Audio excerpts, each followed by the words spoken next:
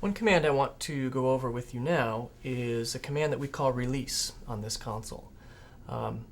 It comes into play when you're setting levels at the keypad and is something that you want to familiarize yourself with quite a bit on the console. The actual release key is located down here in the lower row of keys, almost all the way to the far right hand side. It's the second one from the end. It's labeled REL for release. Let me explain how this is going to work. When I bring up a channel using the keypad as opposed to bringing it up on the fader, I'm essentially overriding the level with the keypad. So the keypad is almost like the master level setter. So if I bring up a channel or a group of channels, for instance, I'm going to make sure I'm in stage mode and go to channel 1 through 5 at 50. You'll see that I've brought up channels 1 through 5 at 50.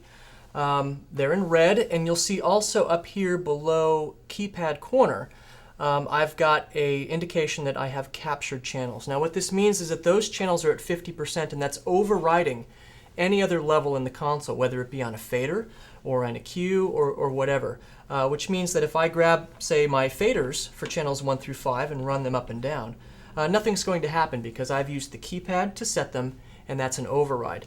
Unlike, say, if I bring up channel 13, you can see that I've got control of channel 13. But if I had channel 13 up on a fader, and now I go to my keypad and I say channel 13 at 50, you'll see that I've overridden the level that's on the fader, and now this fader has no effect on that channel, and now channel 13 is at 50%. If I wanted to release those channels from captivity, that's where the release key comes in.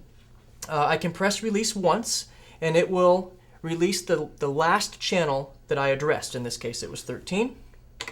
So that now released channel 13, and you can see that it went back to full because my fader is at full, and now I can run it with the fader.